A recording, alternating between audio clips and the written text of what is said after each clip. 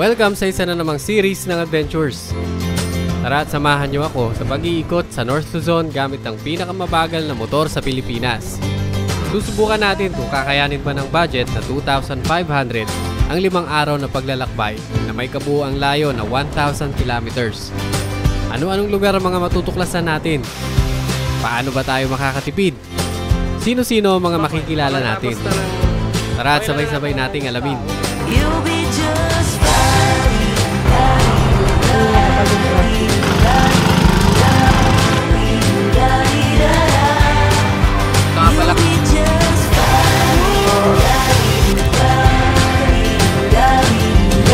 Welcome sa Stokwa, ang kwento ng mga budget meal adventures.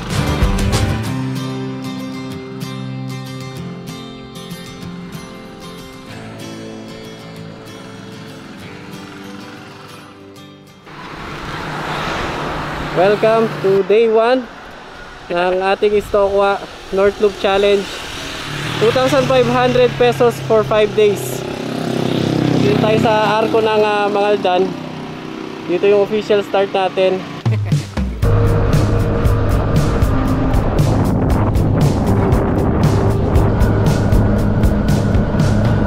Dito tayo bababa. Dito? Oo. Pwede lang. Go! Tapos pabaybayin natin yung pilapil hanggang doon sa gitna. Sabi yung bahay nila lolo eh. Patay tayo dyan, uy. Kaya yan! May magtutulakan tayo pag may natumba, ganun. Unang araw pa lang, adventure na. Unang araw pa lang, mukhang semplang na. Walang sayad. Okay lang, may engine guard naman. Buti na lang may built-in engine guard tong XL100. What?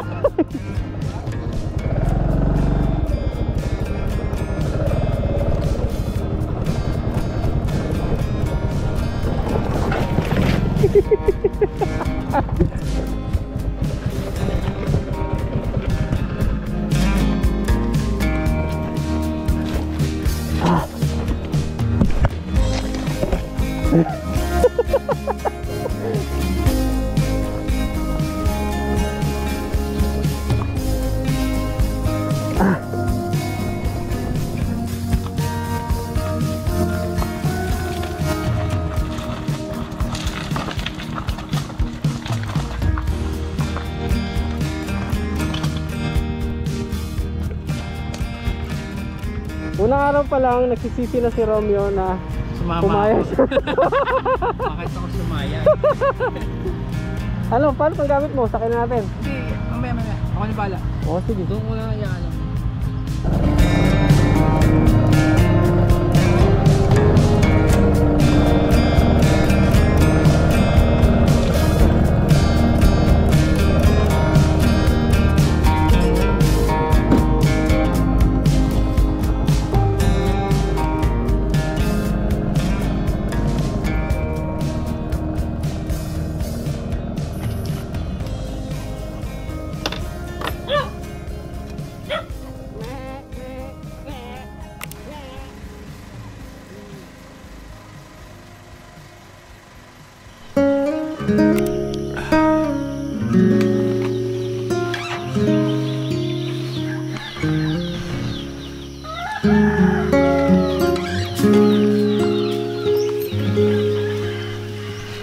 Second day ng ating Stokwa Vegetarian North Loop for 5 days.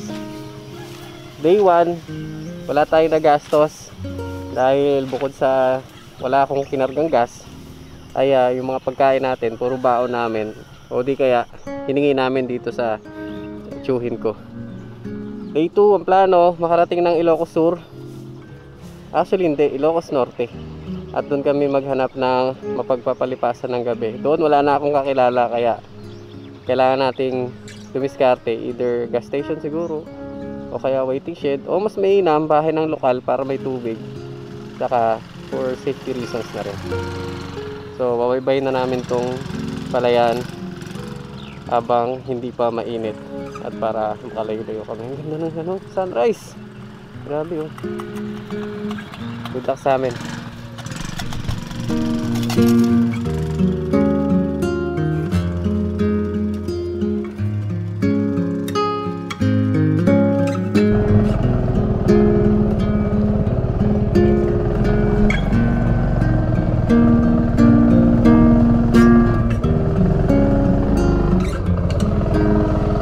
Pwede na natin.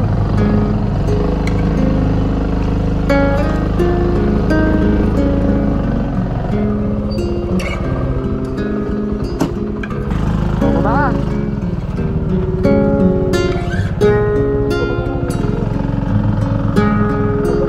Kaliwete ka pala? Kel, thank you.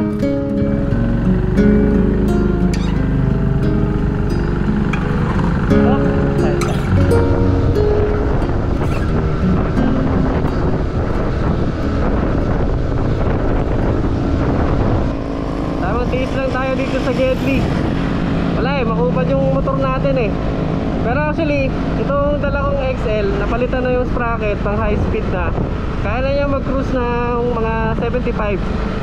Eh kaya lang stuck pa yung kay Tito Romeo. Kaya hindi pa yun makakaabot ng mga 70. Kung kaya man, sobrang vibrate. Kawawa naman si Romeo magtitiis sa vibrato. Kaya ano lang kami, takbo manayad lang tayo. Di man tayo nagmamadali eh.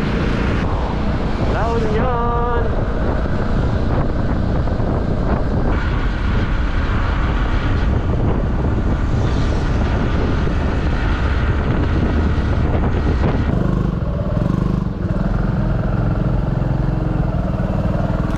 Tayo sa sa Agoo, sa bahay ng utol ko. Dito na kami mag-aalmusal para syempre makatipid. Buraot na naman tayo ng pagkain. Eh ganoon talaga, kailangan natin maging resourceful, di ba? Lahat ng koneksyon ngayon natin pakikinabangan, mga kaibigan, kamag-anak. Ayun ang ating diskarte. So tinimbre ko na kay utol na dadaan kami, kaya pinag-prepare tayo ng almusal. Siyempre, sagot nila.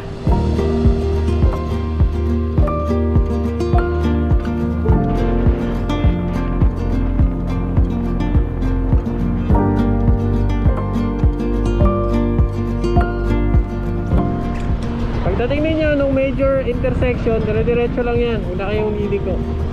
Kasi itong bypass na to, dire-diretso lang to hanggang sa Pigrolac. Hanggang sa Pigrolac. Yan yung landmark ninyo kapag kayo naman ay pauwi ng Maynila galing ng Ilocos.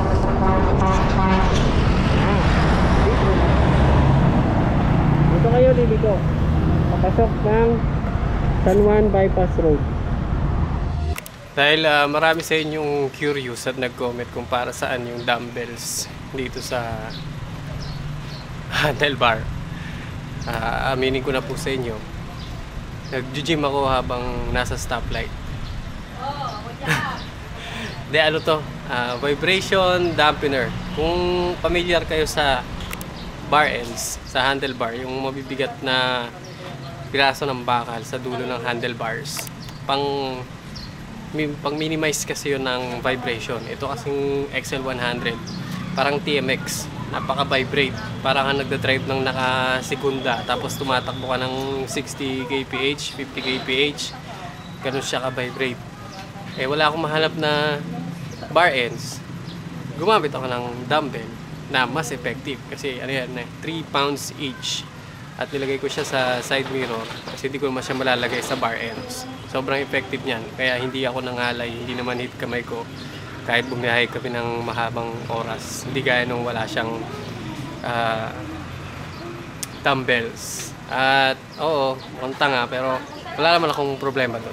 Hindi naman ako mahilig pumorma sa motor-motor. Ayan, sana'y nasagot ang inyong mga katanungan. Yun po ang dahilan kung bakit may dumbbell yung ating side mirror.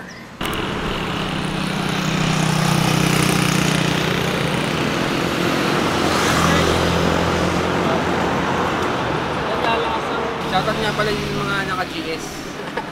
Ano kayo, HPG? Gumagano pa isa eh. Nagrereklamo si Tito Romeo, nagra-rant kasi pinakasalubong kami mga naka-GS. Naka-GS1. Ilan sila? Ito ata. Pito, papunta naman sila ng south. Kala may mga pulis eh. Mga HPG. Tapos naka-hazard habang naka-andar. May wangwang eh. May wangwang. May ganun eh. Tapos nahawi yung mga... Nahawi yung mga ano kayo, may-ari ng kalye? Ganun talaga. Pag mayaman, pwede. Pag mahirap, bawal. Huwag kayong mag-alala. kahit ako yumaman, dahil di man ako mahilig sa big bike, hindi ako magiging ganon. Mag small bike pa rin ako, small displacement, pero may wangwang din. Tapos may blinker na. Oo, yung ice cream. Pangtanod lang. Pang corneto. Pangtanod lang. Tapos may batuta na ano, na, ang tawag doon? Yantok. Yantok. Kaya kasi yun yung mga bagay na hindi na natin maalis sa society. Kahit anong rant natin, wala talagang party na sila ng society natin. Kasi kapag kayo nahuli, siyempre babayaran nyo lang yung ano eh. Actually, hindi naman inuuli yung mga yan eh. Kasi takot din yung mga enforcer eh. Baka politiko, o kaya may padrino sa mga ano nila, seniors, di ba? Harvest na si Tito Romeo ng mungga.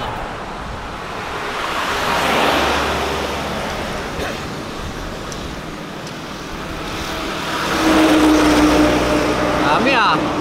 Siyempre sa protein and carbs ng may carbs bang itlog? Di ba protein na?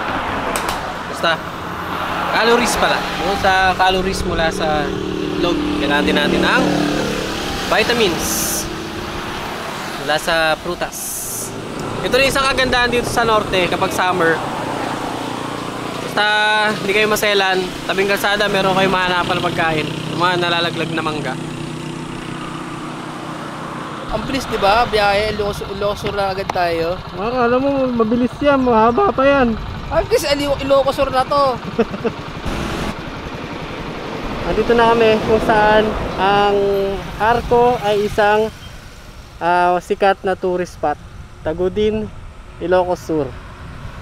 Gateway to Ilocos Sur. Pahinga lang tayo. Napakainit eh.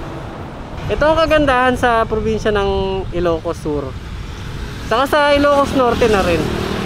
Sa sobrang lakas nila sa turismo, mina-maximize nila yung income nila sa tourism. Na ultimo pati yung Arco, pinagkakagastusan para maging parte ng tourism. Kaya ang daming humihinto dyan para magpa-picture eh. Hindi buo ang Ilocos experience mo kung wala kang picture sa Arco ng Ilocos Sur saka Ilocos Norte. Sana ganun yung ibang probinsya. Kasi sa totoo lang, sa mga travelers, makamotor, sasakyan, parang hindi kumpleto yung experience. Saka mas may feel ng achievement kapag nakakapagpa-picture ka sa mga magagandang Arco. Sa totoo lang. Kaya panawagan sa mga probinsya, imbis na ibulsa ang pondo, pagandahin ang Arco.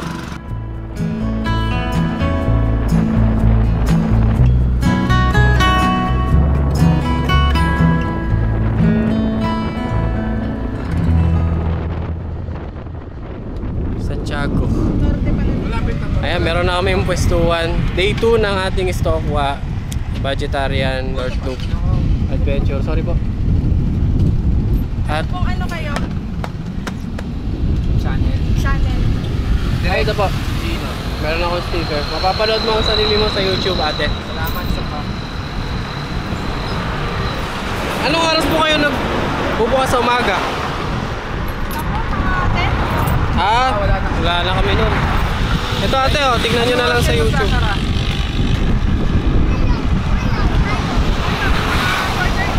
Sa YouTube. Pwede tayo mag-distance. Ay, iniiwan nyo talaga yung buko? Ah, ganun? So, iiwanan nila Miss Rosalinda yung kanilang mga buko. Ibig sabihin yan, bukas marami tayong babauning buko. Kami na magbabantay ng bukuhan nila Ate Rosalind bilang pambawi sa pagpapatuloy nila sa amin. Dito kasi kami ngayon matutulog ni Romeo. Naabutan kami dito ng hapon at medyo pagod na rin kami, di pa kami nagla-lunch eh. So kami ang bodyguard kami ang guard ngayon ng kanilang tindahan. Ito isa sa best feature ng hammock ni T/G, yung kanyang stone pouch, stone sling pouch. So bale, merong pouch, tapos meron siyang string. Yung dulo ng string tatali mo dun sa loop ng tire hugger. Ay, tire hugger. Tree hugger. Wala pa kasi akong lunch eh. Tali mo siyang ganyan. Tapos, itong pouch, ito ilalagay mo ng bato. Ang sikip. Ibabato mo itong pouch paikot dun sa mataas na sanga na pagsasabitan mo nung iyong tree hugger.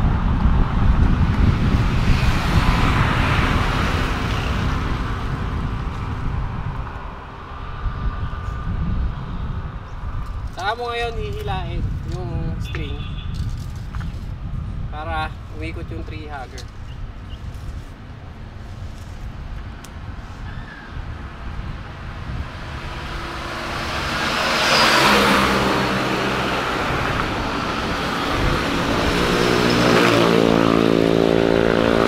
Tapos kapag magliligpit ka na, ang gagawin mo lang ay hihilain mo ulit yung pouch para madali mong matanggal yung pagkaka-loop ng iyong tree hugger.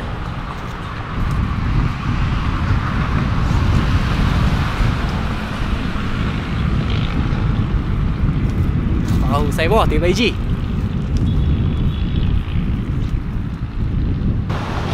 Ay, doon tayo kumain pre. Wala na ano. Latag.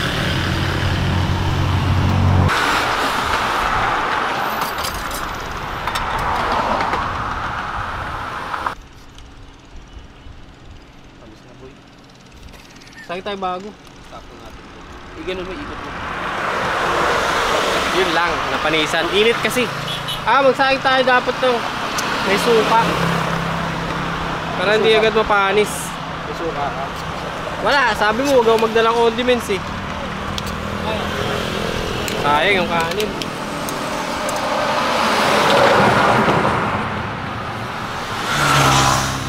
Dahil wala kaming maliguan, iniisip ko dito sa tapat ng spot namin na construction, may nagtutubig ng mga semento eh, yung kanilang bagong gawang pader. Ibig sabihin, marami silang supply ng tubig. Ibig sabihin, pwede silang mag-spare ng kakaunti para makaligo kami.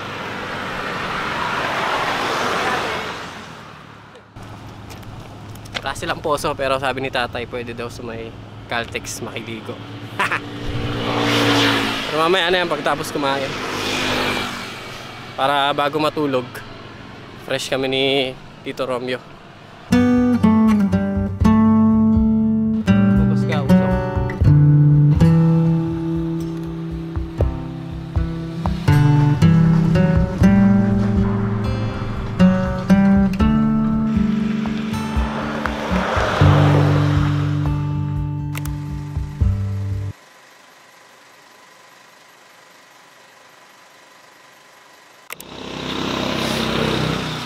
Time check 12:58 ng madaling araw. 12:59.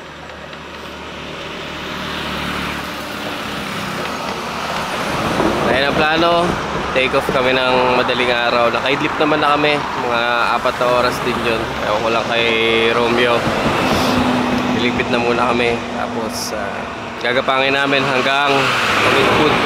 Siguro darating kami doon mga alas 7 ng umaga. Okay naman yung pagtulog namin sa tabing kalsada. Siguro kung mag-isa ako, hindi ko siya gagawin.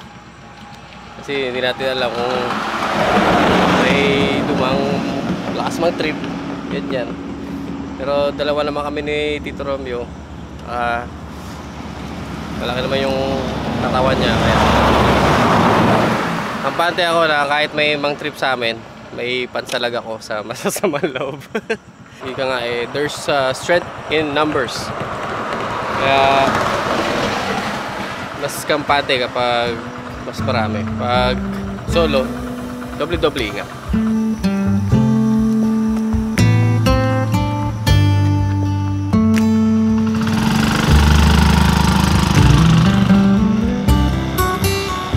Stress ng umaga.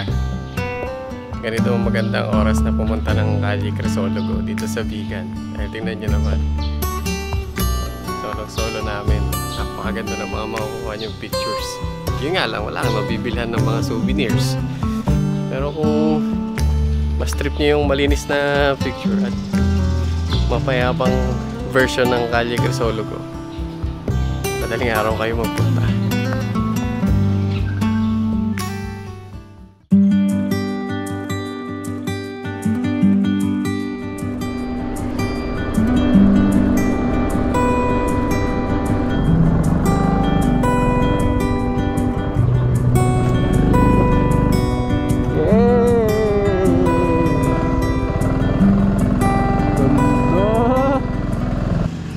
Kung dito sana kami nabutang kagabi, dito sana kami nag-overnight.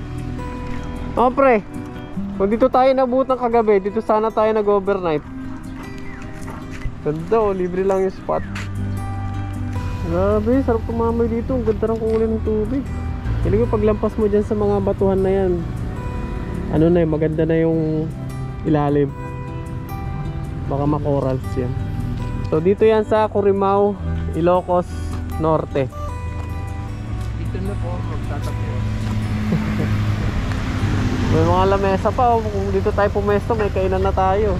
Muntik ko pang mawala ang GoPro. Naiwan ko sa karinderya. Dito na kami sa San Jose, malapit na. Pili lang kami ng tinapay. Ang pinakauna natin gastos for today, 163. Sinagot ko na yung tinapay para sa amin dalawa. Tapos yung bigas, yung share ko sa bigas, 53. Tapos ulam, 50. Medyo malaki na gastos natin ngayong araw. Sana wala na tayong dagdag na gastos. Kalahin mo meron tayong ganito sa Pilipinas. Angas. Ayun, doon tayo sa Kubo. Doon tayo mag-almusal. Solid. Sabi nga niyo, mamen, awesome.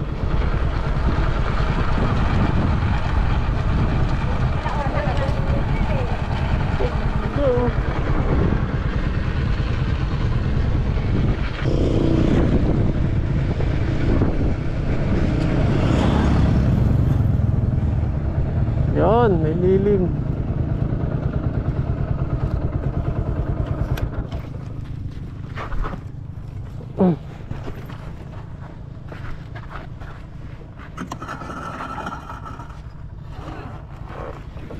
Diyan na tayo kumain.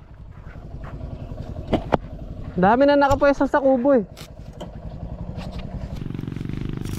Oh.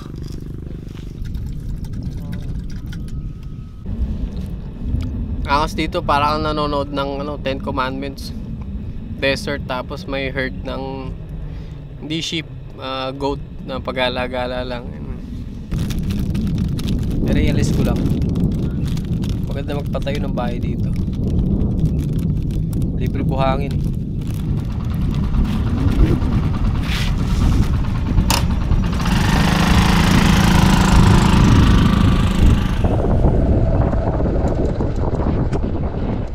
Naubusan ng gas sa gitna ng kawalan dito sa bypass ng Bakaran, Ilocos Norte ata to.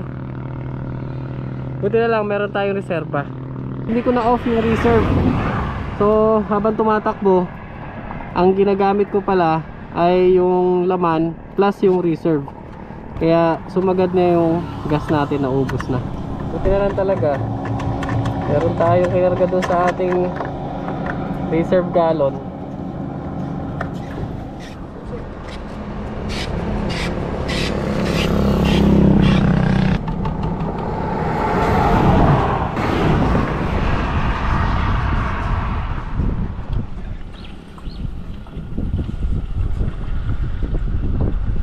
Pag bibili kayo ng jerrycan o yung lagayan ng gasolina, huwag yung mumurahin, yung malambot yung plastic, pangit quality nun. Yung takip nun, nabasagan kaagad ako eh. Nahigpitan ko lang ng sobra. Bili nyo itong makapal yung plastic. So, bilhin nyo. Wag yan. Puno? Hindi, parang naman to eh. 3 liters lang, nabawasan to. Day 3 pa din, dito na tayo sa Pagudpud, sa bahay ng tropa natin. Dating taga Subaybay, ngayon ay tropa na natin, si Ian. Ayun siya. Yes. Nakapaglaban na tayo, nakakain. At ngayon ay re-resolve natin ang isang problema na hindi inaasahang kakaharapin natin. Ano yan? Hindi yun gawa ng katangahan. Yun ay tinadhana talagang mangyari. Everything happens for a reason talaga. Kasi sa Paway, nagpalipad ako ng drone. Hindi pa siya nakakaangat. Tinangay na ng hangin. Tumama dito sa camera. Bumagsak. Lumamon ng buhangin. Ngayon, hindi na gumagalaw yung isang motor niya. Yun ang susolusyonan natin ngayon. Pupunta kami ni Ian sa sa poblasyon. Doon na rin namin papakita sa inyo yung pinakamasarap na empanada dito sa Pagudpud. Bibili na tayo ng Mickey. Bayara. Mamaya na yung Mickey. Yung pinakamasarap na Abra Mickey ba yun? O linadita ng Ilocos? Mickey Ilocos yun. Mickey Ilocos. Mickey Batak. Iba pa yung Mickey ng Abra. Baka iba yung Hindi ganun ang style. Pero promise yun ang pinakamasarap na Mickey na tikman ko. Papakita ko sa inyo mamaya kung saan. Tsaka kung magkano. Maghanap muna tayo ng cellphone repair shop. Sarado yung mga shop. Pero meron tayo nabilihan ng precision tools. Kitest lang natin kung mag-fit. Sasoli ko rin kay ate pag nabuksan ko.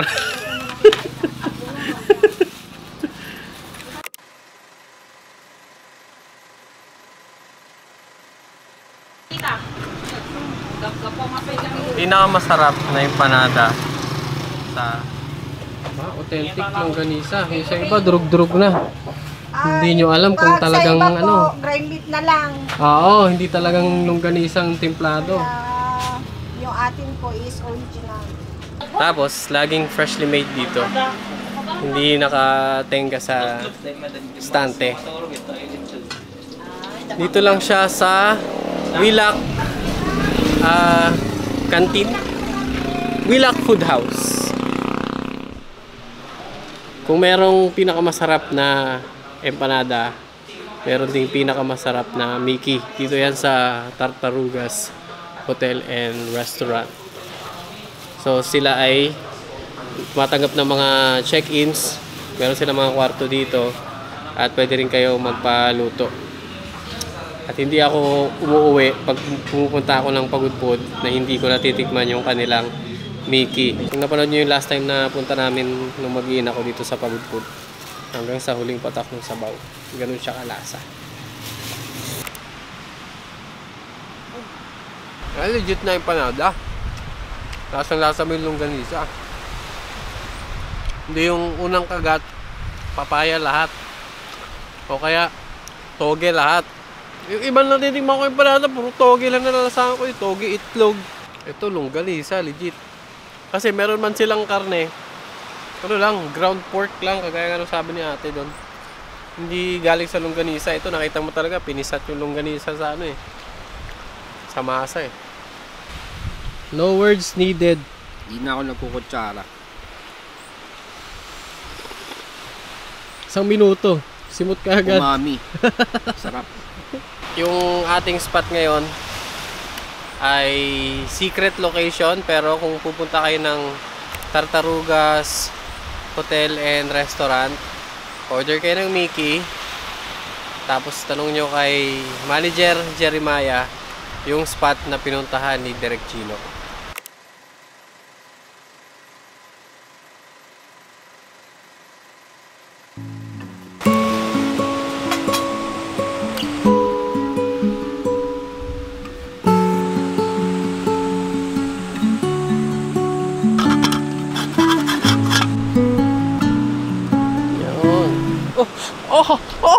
Init. Gago ka rin eh. Kaya nga dito. Shoutout kay General. Magamit muna ako ng binigay mo kay Dito Rocky. Ito yung secret spot na tinuro sa atin ni Ian. Napalagay ko yung mga taga Pagudpud ay makikilala to, pero huwag nyo nang ilagay sa comments para hindi masyadong sumigat at puntahan ng mga dayo.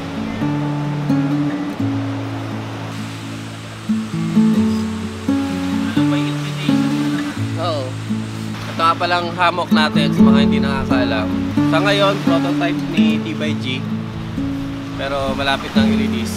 May mga konting tweaks lang. Binibigay ko sa kanya yung feedback ko kasi sa experience ko. Tapos, i-improve sa kanya, i-release. At si T/G din na mag-release ng ating merch. Ginagawa na. Sa ngayon, meron ng etiketa. Sana by June, kasi malabo na sa May eh. By June sana, ma-release na natin. By T/G para siguradong quality. Huwag nyo kakalimutan, ang basura, laging iuwi. Kung wala man kayong mapagtapunan dito sa malapit, wala kayong kakilala, mag-abang kayo ng mga 7-Eleven, ganyan. Lagi silang may basurahan o kaya mga gas station.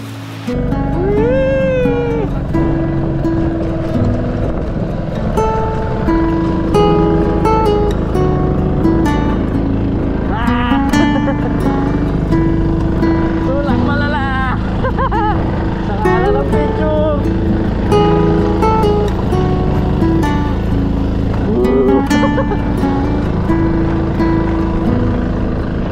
Yes!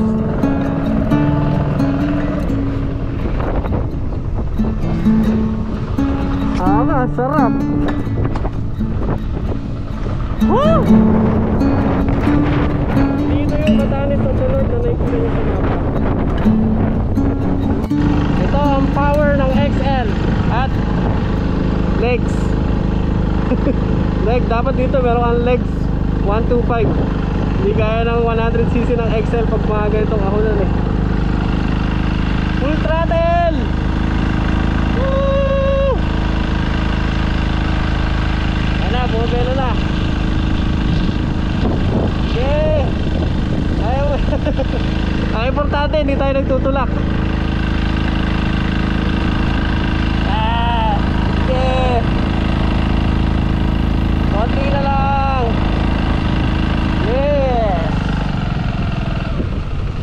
Kaya sa mga nagbabalak mag XL100 at gusto nyong magpalit ng high speed sprocket, magdalawang isip na kayo.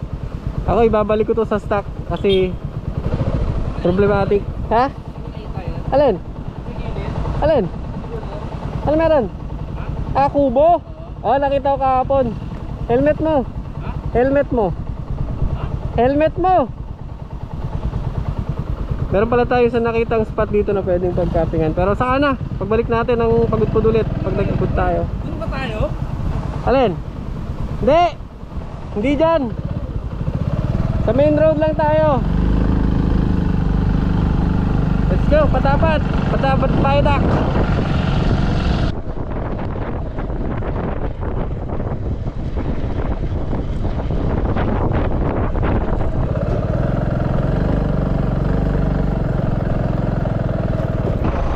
Saan po yung palabas ng highway?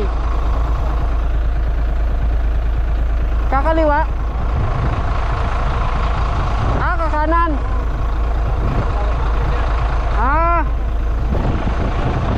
Sige ba? Thank you.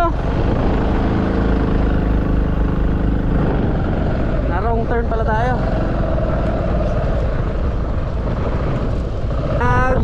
Lagay lang sila dito ng detour. Doon pala talaga yung dating kalsada. Ito ay detour. Kasi nga, ginagawa nila yung dating kalsada.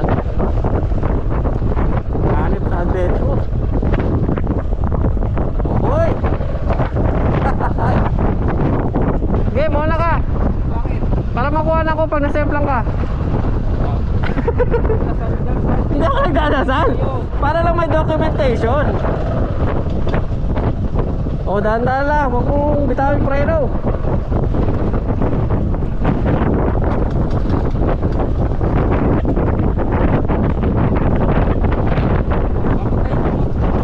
Tangik, may engine brake ka nga eh. Hindi, parang hindi ako tuloy-tuloy ang gasolina ko. Bakit ka magtutuloy ng gas? Hindi, parang hindi naman ako palusong. Ay, sige, ikaw nakakabisado sa driving skills. Ala ka. Ay, ako eh, mas magandang bukas ang engine para may engine brake.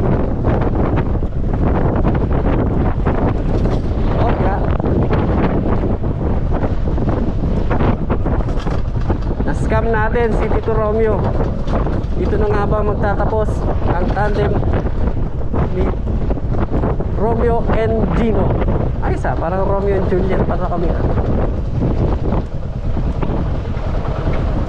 Ayos dito, isang pagkakamali lang, heaven agad.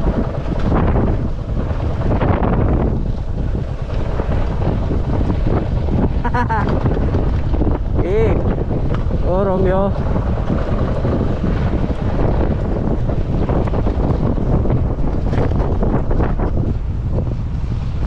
Parang view sa may di ba Kulaw? Dito kami sa Paraiso ni Anton, yun yung nasa mapa. Ano lang siya, maliit na falls sa tabing kalsada paglampas nyo ng Patapat Viaduct. 4th day ang ating Stokwa Vegetarian North Loop Challenge. Unang gastos, kakanin 100 pesos, 4 na puto pao, 2 suman na kahoy, kamoting kahoy, tapos kasaba cake. Kaya nagpagas na rin ako sa may saod. Nagpapuldak na ako doon. 210. Hindi na ako maglalagay ng reserve doon sa ating galon kasi medyo mahal. Doon na lang pagdating siguro ng Sanchez Mira o kaya sa baka umabot to ng Tuwid-Araw. Pwede dito igip ng panghugas. Inumin, hindi ko sure. Meron panghugas pa yan. Nice. Alright.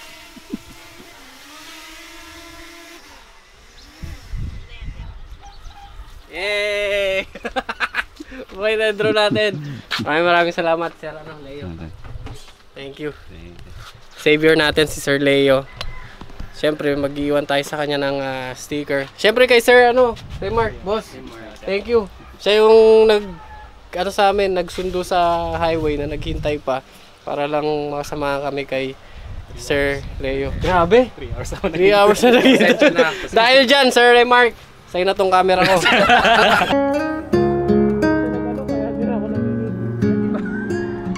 anong lugar na po ito? Pamplona.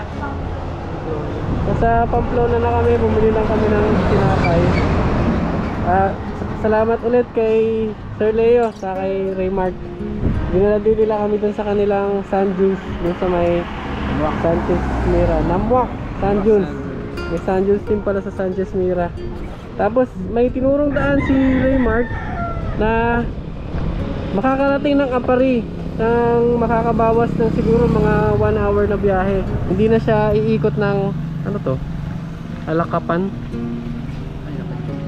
Kasi meron daw ginagawang tulay na bago, pero hindi pa buo yung tulay.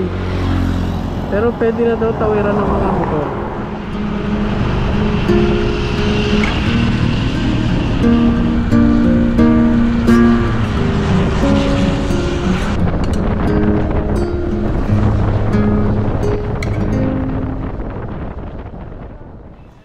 Uwi kami sa Ballesteros. Hindi kami natuloy doon sa may bagong tulay patawid ng Apari. Dito na muna kami papalipas ng gabi. Si Clifford yung nagsundo sa atin. Tropa ni Teo. Salamat Clifford.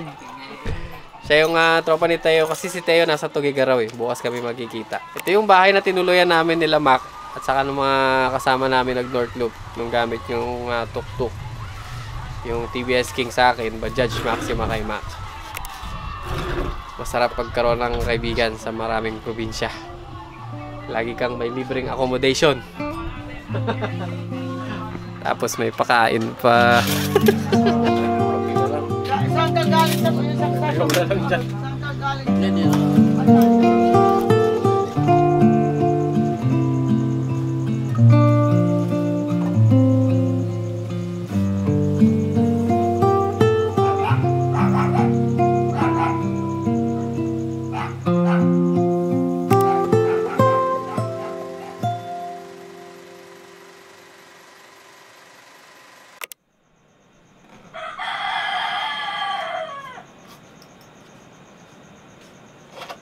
Wala muna tayong medyas. Basa pa yung nilaban ko kagabi.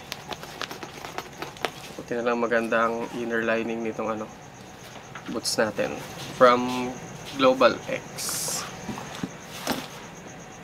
Ayan, gawang Marikina yan. Kaya sa mga wala pang boots dyan, dito na kayo. Proudly Filipino made. Dito sponsored Sabi naman sa inyo Basta gawang Pinoy at di kalidad. Promote natin yan. Tignan ko kagabi yung ruta namin ngayon. Kung pipilitin namin hanggang Alitap-Tap base camp, 300 plus kilometers. Samantalang yung mga huling biyahe namin, sakto lang pala. Kakayanin. Aabutin lang talaga ng dilim pero kakayanin. So dito ko lang nilalagay yung aking tsinelas. Nakasabit lang siyang ganyan at nakahook. Importante kasi na bukod sa secured yung mga gamit natin, ay madali din silang tanggalin kung kinakailangan, madali ibalik. Para less time pag nagsa-stopover, pag ginagamit, nililigpit, ganyan. Hindi time consuming masyado. Si Tita Mirasol, tama po? Marisol. Marisol. Thank you so much po. Next time po kami na magdadala ng pasalubong. Biglaan lang kasi Thank you po sa pag-alaga ha.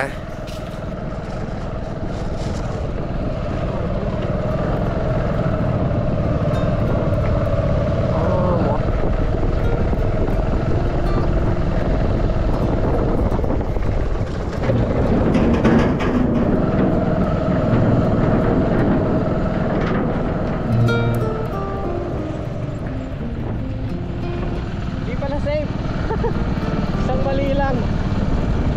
Heaven agad. So ito yung magdudugtong sa, hindi ko alam, napakita ko na lang sa mapa. Pero pag natapos to, napakalaking tipid sa oras pag nagpunta kayo ng Apari.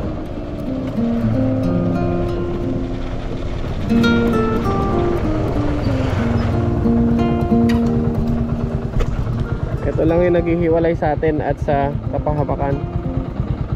Isang mali lang talaga. Tepo ka kagad.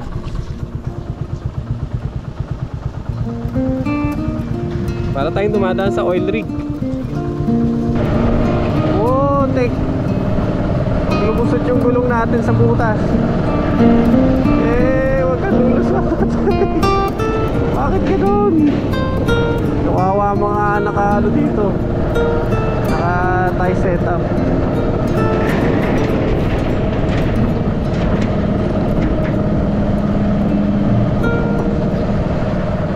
After dito sa Apari, next stop natin ay sa Tuguegarao. May nakausap akong tricycle driver kanina. Yung palang tricycle nila dito na parang multicab ay hindi na pala sikat sa Apari. Mas sikat na daw siya sa Camalaniugan. Kasi sa Apari daw ay mas sikat na yung multicab.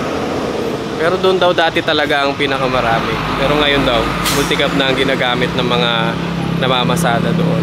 At inaabot siya ng 85 kyaw yung cab nung tricycle.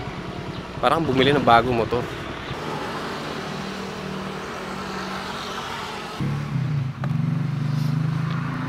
Breakfast by the river, Cagayan River. Cagayan River pala to. At yung tulay pala kaninang nabanggit ko, hindi pala yon buong araw bukas. Bukas lang siya kapag wala pa yung mga nagtatrabaho, pag break time, tapos after nilang magtrabaho. So parang 5 AM to 7 bukas yung tulay, tapos nun 12 to 1 o 12 to 2 pag break time, lunch break ng mga nagtatrabaho sa tulay. Tapos 5 PM onwards. Hindi ko alam kung hanggang anong oras sa gabi. So kailangan kung dadaan kayo doon, sakto ninyo yung mga oras na yun, yun yung dating ninyo para makatawid kayo sa tulay. Otherwise, maghihintay kayo ng matagal. Mabuting umikot na lang din kayo.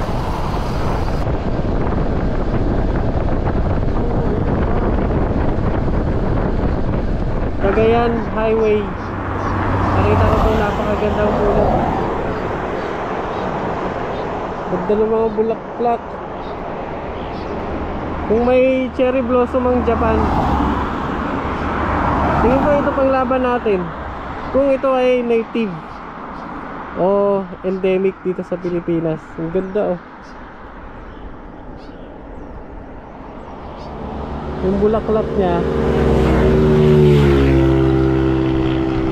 maliliit na kumpul-kumpul. Parang Malaysian mums. Tapos kulay cream. Hindi pala cream, yellowish white. Ganda.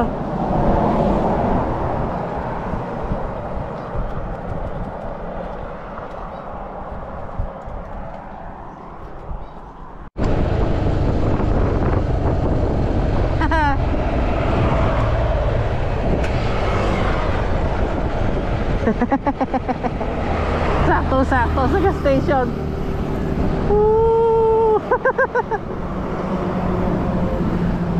Sige, abot mo na sa pump.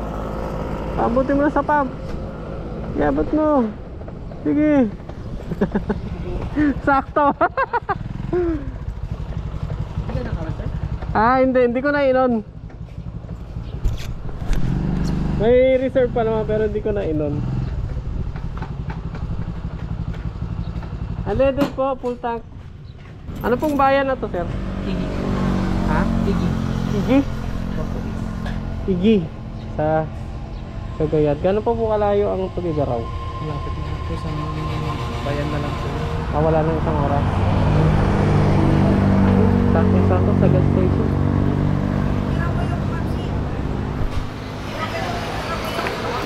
Yeah.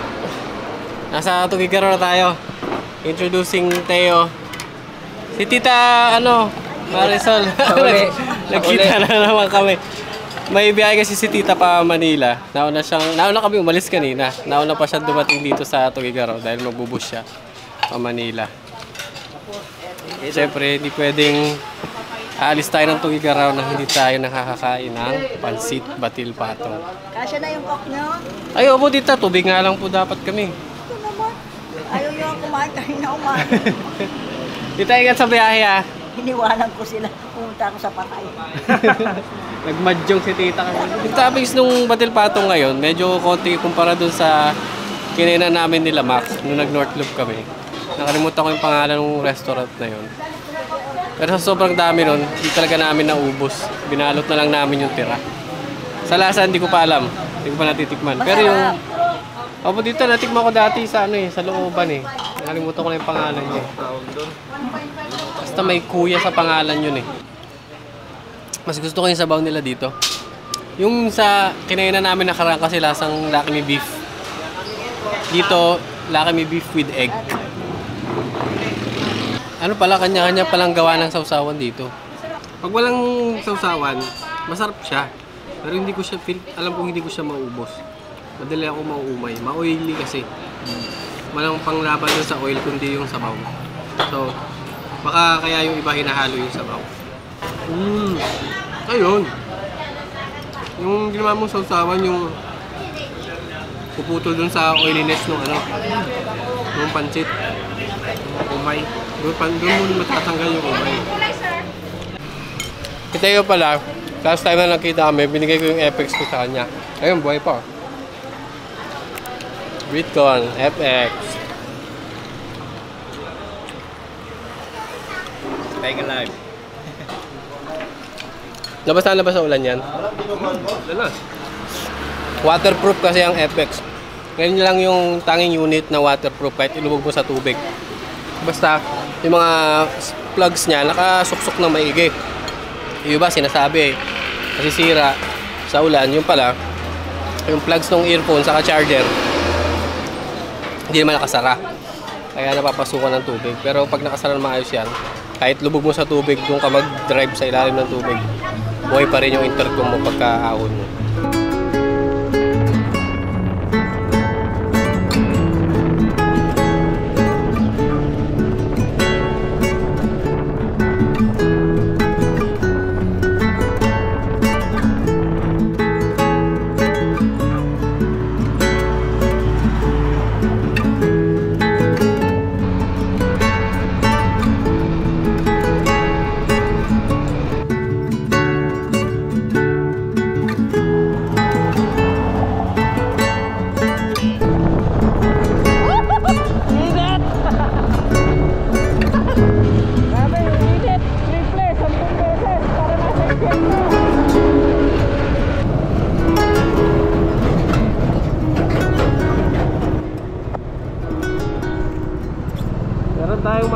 truck sa likod, parang 16-wheeler.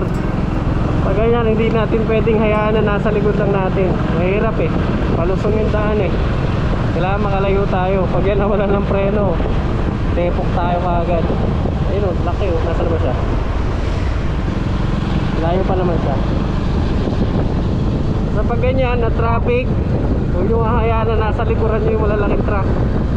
Magpahuli na lang kayo, paunahin nyo na lang sila kung hindi nyo kayang maiwanan. Sobrang delikado nyo. Ito yung kasama ko. Wala na yung truck, wala na rin kasama ko.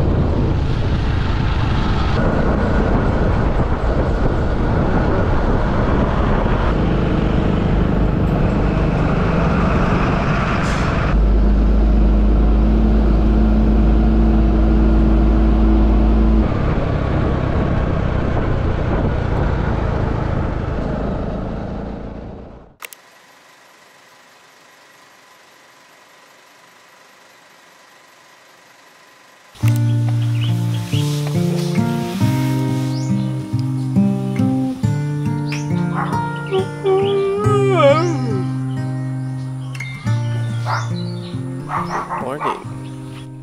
Dito tayo sa Litop-Top Base Camp sa Solano. Sa mga hindi nakakaalam, ang Litop-Top Base Camp ay ang ginagawang bahay ni Boy First Time dito sa Nueva Vizcaya. Ito na ang ating last day. Hindi natupad yung ating 2,500 peso challenge na North Loop for 5 days kasi nabot tayo ng day 6 days. Ang summary ng expenses natin kahapon sa day 5, nagpagas ako ng saan ba kami nanggaling kahapon? Sa Pagudpud. Ay hindi, galing pala kami Ballesteros kahapon. Nalilito na ako sa mga kaganapan namin. Galing kami Ballesteros, Cagayan. Nung umalis kami, ang ginastos lang namin ay yung almusal namin, yung tinapay pagaling ng day 4 eh. So walang gastos ng almusal. Nagpagas ako ng 256. Tapos nag-lunch kami. Saan tayo nag-lunch, Romeo? Libre din yun, di ba? Yung dinner, ayun. 120. Yung siomai ni Prisha. Dito na kami kumain. So, yun ang gastos natin kahapon. 256 plus 120. 376 para sa day 5. At ang running total natin, tamad ako i-compute. Sa edit na lang. Ching!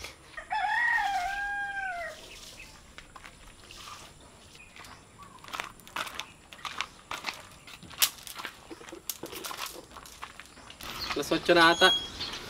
Hindi ko pa pala nagagawa ng breakdown yung aking mga bagahe. So ngayon ko babahagi sa inyo kung ano yung mga dala ko. At kung papaano ko siya sinet up. Dahil kailangan sa motocamping, dahil nga kailangan mabilisan ng galaw, at saka as much as possible ay hindi masyadong nakakaubos ng energy yung pagsiset up at pagbabaklas ng mga gamit. Kailangan easily accessible yung mga gamit mo, pero kailangan secure din. From top to bottom tayo, front to back. Itong aking dumbbells ay anti-vibration. Ma-vibrate kasi masyado to. Wala akong makitang bar ends. At magaan lang masyado yung bar ends. Wala namang bar end na kasing bigat nito, 3 pounds each.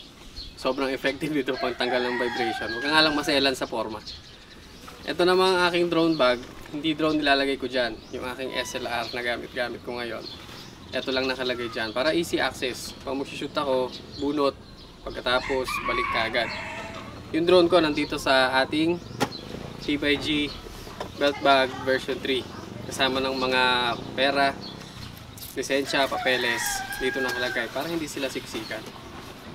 At nandito yung ating clear lens para doon sa helmet na hindi ko naman nagagamit. Sa harapan, yung ating tarp. na never naming nagamit kasi hindi naman umulan sa loob ng 6 na araw. Tapos dito ko tinatali yung tripod na gamit-gamit din natin ngayon. Ito naman yung kableng nakasaksak sa charging port nitong XL100. Yung premium version kasi ng XL100 merong stock na charging port. Kapag nagcha-charge ako, dito ko nilalagay sa dito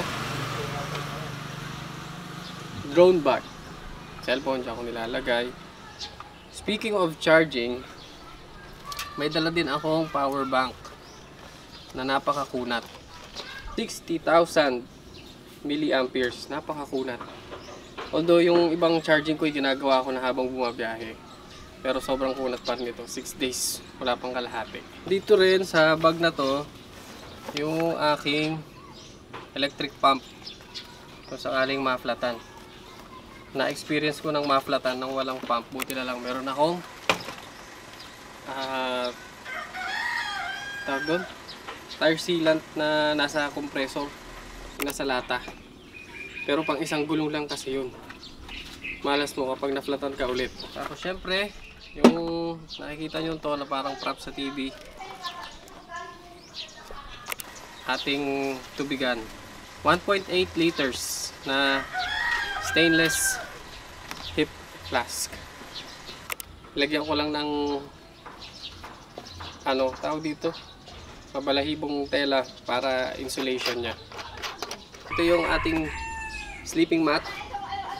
Ito ay sobrang gaan, parang hangin lang, kaya naman inibabaw ko lang siya dito sa top box gamit yung kanyang sariling strap. Meron siyang strap na kasama, garterized strap. Tapos yung strap ay dinikit ko lang gamit ang 3M tape. Dito na tayo sa ating top box. Ang laman nito ay ating cooking set, hammock, yung ating hygiene kit, mga camping pots, kapote, yung ating tools, yung collapsible bucket, at saka yung ating spare tires. At syempre kita nyo yung ating jerrycan na 3 liters. Diyan nilalagay yung ating reserbang gasolina. Tapos itong camping chair na next time di ko na nadali, di ko masyadong nagamit. Bibili ako ng mas maliit para bawas weight din. Ayan, ganyan lang kakonti yung ating dala. Sa damit naman, 2 pares lang yung dala natin. Bukod sa pants, meron akong 2 shorts, 2 jersey, 1 t-shirt. Isang jersey na pamigay ko sa isang taga-subaybay natin na si John Felix. Kaya araw-araw ako naglalaba. Talagang kailangan yun. Kasi kinabukasan, kung isusuot ko ulit yung amoy baktol na yun. Yun lang. So, abangan natin kung ano yung mga susunod nating kaganapan. Pauwi na ako pero marami pang adventures na mangyayari. Pero hindi ko nabanggit. Tsinelas. Ito yung tsinelas ko. Yung tsinelas ko pala sinasabit ko lang dito sa labas. Again, kailangan easily accessible.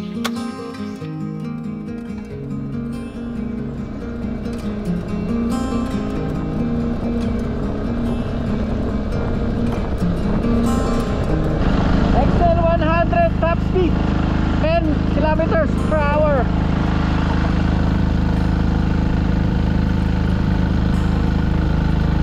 Bawal sa mga bugnutin. Lalakad na tayo papuntang Himugan Falls. Sabi ni Mami na bantay 20 minutes lang ang lakarin. Nagbayad lang tayo ng 25 for entrance at 25 para sa parking ng motor. Pag kotse daw sa kalsada lang kayo magpa-park, kaya wala nang bayad. So 25 lang ang babayaran ninyo. At pwede daw mag-overnight. Basta makakapagpaalam ahead of time kay kapitan. At walang extra bayad. Ayos! Meron akong napulot na sa murang sayote sa daan. Alam nyo ba na ang murang sayote daw ay pwedeng kainin ng hilaw? At lasang mansanas daw ito na manamis-namis. Tingnan natin kung totoo.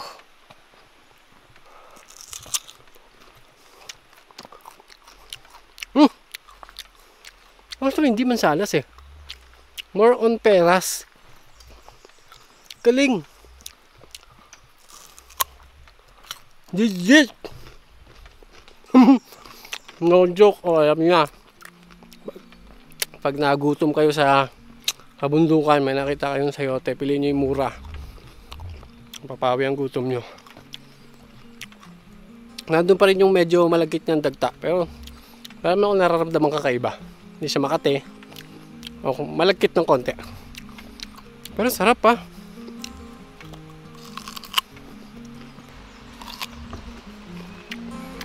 At since watery din siya, nakakapawi din siya ng uhaw.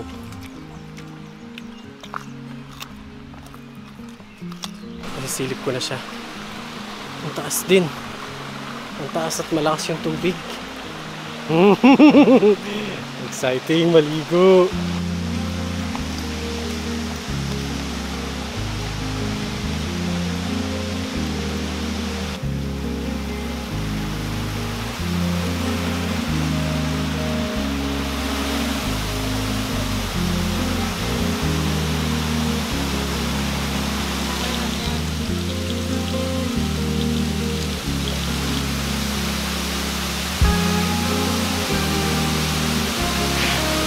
Napaka-solid na 6 days. Napakagandang ending para sa isang epic na adventure. Yung 6 days na yun, hindi ko akalain na ganun yung mga mangyayari. At ang pinaka tumatak sa akin ay napakasarap palang magkaroon ng maliit pero solid na community. Maraming salamat dun sa mga nag-abang, sa mga nagpatuloy, sa mga nagpakain, sa mga sinubukang salubungin kami pero hindi pinagtagpo. Huwag kayong mag-alala, may mga susunod pa naman, siguradong magtatagpo yung mga landas natin. Sobrang nakaka-overwhelm yung pagpapatunay ng community natin na kahit hindi tayo milyon, kahit hindi tayo daang libo, eh nandiyan pa rin kayo sa mga maliit man o malaking bagay na may babahagi nyo, matutulong nyo sa akin, sa amin, sa pag-adventure namin, sa paggawa ng mga video ay hindi kayo nagdadalawang isip. Kaya thank you sa inyong lahat. Kita-kita tayo ulit sa susunod na kabanata ng Stokwa, mga kwento ng Budget Meal Adventures. Older